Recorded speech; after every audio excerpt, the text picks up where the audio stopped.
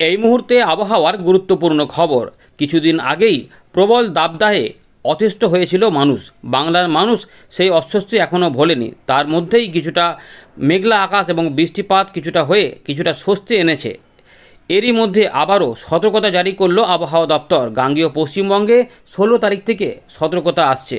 এদিকে উত্তর পশ্চিম ভারত এবং সংলগ্ন মধ্য ভারতে প্রবল সতর্কতা জারি হয়েছে। সেখানে শিলা বৃষ্টিপাত, বজ্রবিদ্যুৎ সহ ঝোড়ো হাওয়া বয়ে যাওয়ার সম্ভাবনা রয়েছে। 50 থেকে 60 কিলোমিটার গতিবেগে ঝোড়ো হাওয়া বয়ে যেতে পারে। এদিকে আমাদের বাংলার দিকে আকাশ কিন্তু ইতিমধ্যে অনেক পরিষ্কার আগের থেকে। তবে এরই মধ্যে বিক্ষিপ্ত বৃষ্টিপাতের সম্ভাবনা জানিয়েছে আবহাওয়া দপ্তর। উত্তরবঙ্গ সহ দক্ষিণবঙ্গে কিন্তু সতর্কতা দক্ষিণবঙ্গে সেভাবে এখন নেই। তবে 16 তারিখ থেকে নতুন করে সতর্কতা জারি হচ্ছে। কি সতর্কতা সেটা আমরা জানাবো। বৃষ্টিপাত আজ কোথায় কোথায় হতে পারে সেগুলো দেখব। এর পাশাপাশি আজ কিন্তু মোটামুটি গরমের অনুভব ধীরে ধীরে পেতে শুরু করবেন। আকাশ অনেক পরিষ্কার, রোদ ভালো করে প্রবেশ করতে পারছে, ফলে গরম বাড়তে শুরু করেছে। ঘূর্ণাবর্তের প্রভাব একটু করে কমতে শুরু করেছে। এই পরিস্থিতির মধ্যে আবহাওয়াতে আবার নতুন করে জলীয় বাষ্প প্রবেশ হতে পারে। তাই সেখানে আবার ঝড় বৃষ্টি লেগে যাবে কিনা সেগুলো হলে কবে থেকে হতে পারে আমরা এখানে জানার চেষ্টা করব। কিন্তু পরিস্থিতি যেটা বদল হচ্ছে তাতে কিন্তু গরমের দিকে যাচ্ছে। তার জন্য আবহাওয়া দপ্তর সতর্কতা জারি করেছে। হট অ্যান্ড ডিসকমফোর্ট ওয়েদার, অর্থাৎ গরম এবং অস্বস্তিকর অবস্থা 16 তারিখ থেকে শুরু হবে এমন সম্ভাবনা রয়েছে। আর তাপপ্রবাহ উড়িষ্যা এবং অন্ধ্রপ্রদেশের দিকে সতর্কতা জারি হয়েছে ওই সময়কালের মধ্যে। অর্থাৎ বুঝতে পারছেন যে একদিকে তাপপ্রবাহ, তার কিছুটা ছ্যাঁকা আমাদের এখানে লাগবে, যার জন্য গরম এবং অস্বস্তিকর আবহাওয়া শুরু হতে চলেছে। এবারে আমরা দেখে নেব এলাকা ভিত্তিক কোথায় কেমন কি হতে পারে। একবার দেখি আবহাওয়া দপ্তরের সংক্ষিপ্ত একটু সতর্কতা। দেখুন বন্ধুরা, 13 এপ্রিল আলিপুর আবহাওয়া দপ্তর জানাচ্ছে সিকিম এবং উত্তরবঙ্গের জন্য যেখানে সতর্কতা রয়েছে বজ্রবিদ্যুৎ সহ দমকা ঝোড়ো হাওয়া বয়ে যেতে পারে। কোন কোন জেলাতে এগুলো বলা নেই, সেগুলো আমরা উইন্ডো থেকে দেখাবো। গাঙ্গেয় পশ্চিমবঙ্গে দেখুন সতর্কতা নেই, কিন্তু 16-17 তারিখে এই যে নো ওয়ার্নিং, এইটা হলুদ কালার করে দেওয়া হয়েছে, যেখানে কিছু লেখা নেই কিন্তু নো ওয়ার্নিং লেখা রয়েছে। কিন্তু এখানে এইটাই সতর্কতা আসবে যে হট এবং ডিসকমফোর্ট ওয়েদার, এইটাই কিন্তু আসবে, যার জন্য এখানে হলুদ কালার করা হয়েছে। যখন আমাদের দেখাচ্ছে হয়তো এটা পরে পরিবর্তন আবহাওয়া দপ্তর করে দেবে। তো বন্ধুরা, আমরা চলে এলাম উইন্ডির লাইভ স্ক্রিনে। আমরা একটু দেখে নেব যে মেঘলা আকাশ কোথায় কোথায় হতে পারে আগামী 3 থেকে 4 দিন। আমরা একটু দেখে নিই। দেখুন এইভাবে আমরা দেখতে পাচ্ছি উত্তর পশ্চিম ভারতে বৃষ্টিপাত হওয়ার সম্ভাবনা দেখা যাচ্ছে। পশ্চিমবঙ্গে সেভাবে কিছু নেই। দার্জিলিং, কালিম্পং সংলগ্ন কিছু এলাকাতে মেঘাচ্ছন্ন হতে পারে। ঠিক এই জায়গাতে দেখুন, একটু জুম করে দিই এই জায়গাগুলোতে। এইভাবে দেখুন তাপমাত্রাও দেখে নিন। এই 36 ডিগ্রি দেখতে পাচ্ছেন 14 তারিখের দিকে, 39 ডিগ্রি থেকে 36 ডিগ্রি। এটা যদি 13 তারিখের দিকে আপনাদের দেখাই তো দেখুন এটা কিন্তু রয়েছে 38 ডিগ্রি। 38, 36টা 14 তারিখে রবিবার, পয়লা বৈশাখের দিন থেকে আস্তে আস্তে বাড়তে শুরু করবে। 39, 36 এটা 15 তারিখে পৌঁছে যাবে। দেখুন এখানে 40 ডিগ্রি আমরা দেখতে পাচ্ছি, 40 ডিগ্রি। ভালো করে দেখুন 40 ডিগ্রি লেখা রয়েছে, 40 এবং 37, অর্থাৎ পশ্চিমের দিকে তাপমাত্রা বাড়বে। এই সময়কালেই এই যে উড়িষ্যা এবং ছত্তিশগড়ের দিকে তাপ প্রবাহ থাকবে। এরই প্রভাবে ধীরে ধীরে এর একটু প্রভাব আমাদের এখানে পড়বে, যার জন্য তাপমাত্রা বাড়বে। রাতের তাপমাত্রা মোটামুটি 30 ডিগ্রির আশেপাশে থাকবে, সকালের দিকে 28 ডিগ্রি আশেপাশে। কিন্তু 16 তারিখে তাপমাত্রা বাড়ছে। একটু মেঘলা আকাশও তৈরি হতে পারে বাংলাদেশ সংলগ্ন পশ্চিমবঙ্গে। তার মানে জলীয় বাষ্প একটু ঢুকবে, তার মানে হট এবং ডিসকমফোর্ট ওয়েদার, মানে একটু ওই যে জলীয় বাষ্প থাকবে এবং এই যে তাপমাত্রা ধীরে ধীরে বাড়ছে, তারই জন্য এই ব্যাপারটা হবে গরম এবং অস্বস্তিকর অবস্থা। এবং আসাম, মেঘালয়, অরুণাচল প্রদেশ এই দিকগুলোতে এবং সংলগ্ন উত্তরবঙ্গের কিছু অংশে, বাংলাদেশ সে রংপুর, রাজশাহী, সিলেট, ময়মনসিংহ বা ঢাকা আশেপাশে কিছু অংশে বৃষ্টিপাতেরও হতে পারে। একটু দেখে দিচ্ছি। দেখুন বজ্রগর্ভ মেঘ, দেখুন বজ্রগর্ভ মেঘ কিন্তু থাকছে। এই যে 16 তারিখে দেখুন যেটা দেখতে পেলাম মেঘ যেমন।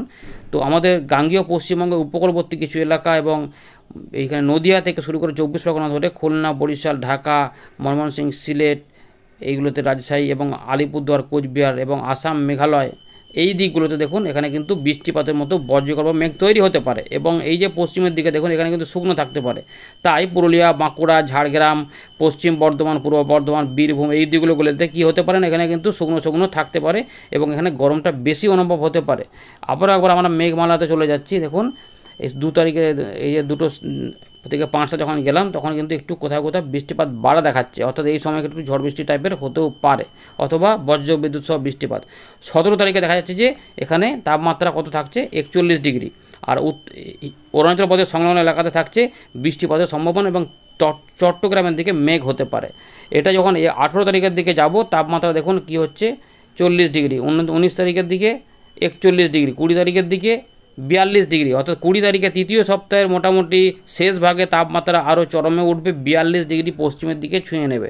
তার মানে ঝাড়গ্রাম, মেদিনীপুর এগুলোতে কিন্তু অনেকটা গরম, 42 ডিগ্রি, কলকাতা 40 ডিগ্রিতে পৌঁছে যাওয়ার সম্ভাবনা, মেহেরপুরের দিকে 41, ঢাকা, খুলনা, বরিশালেও 38 থেকে 40 ডিগ্রি ঘোরাফেরা করবে। মৃদু তাপপ্রবাহ থাকতে পারে, আবার এমন হতে পারে যে তাপপ্রবাহ হয়তো সতর্কতা জারি হয়ে যেতেও পারে, অথবা ওই হট অ্যান্ড ডিসকমফোর্ট হতে বা গরম অস্বস্তিকর অবস্থা কিন্তু চলতে পারে, এই অবস্থা থাকতে পারে। এতটা পর্যন্ত আমরা দেখে নিলাম, আর পরেরটা দেখছি না। এবার একটু দেখি বজ্রগর্ভ মেঘগুলো কতটা পাওয়া যাচ্ছে। আমরা 16 তারিখ পর্যন্ত দেখলাম, না 17 তারিখ পর্যন্ত, 19 তারিখে সেভাবে দেখা যাচ্ছে না, 18 তারিখের দিকে অনেক কম দেখা যাচ্ছে, নেই সেভাবে। 17 তারিখের দিকে কিছু কিছু অংশে থাকবে, ত্রিপুরা সংলগ্ন চট্টগ্রামের দিকে 16 তারিখে একটু বেশি দেখলাম, যেটা বেশ কিছু এলাকাতে রয়েছে। এবার এগুলো বৃষ্টিপাতে ফেলে দেখি কি পাওয়া যাচ্ছে। বৃষ্টিপাত রয়েছে হালকা, বিক্ষিপ্ত এবং দু এক জায়গাতে মাঝারি। ভারী বৃষ্টিপাত এখনও বোঝা যাচ্ছে না।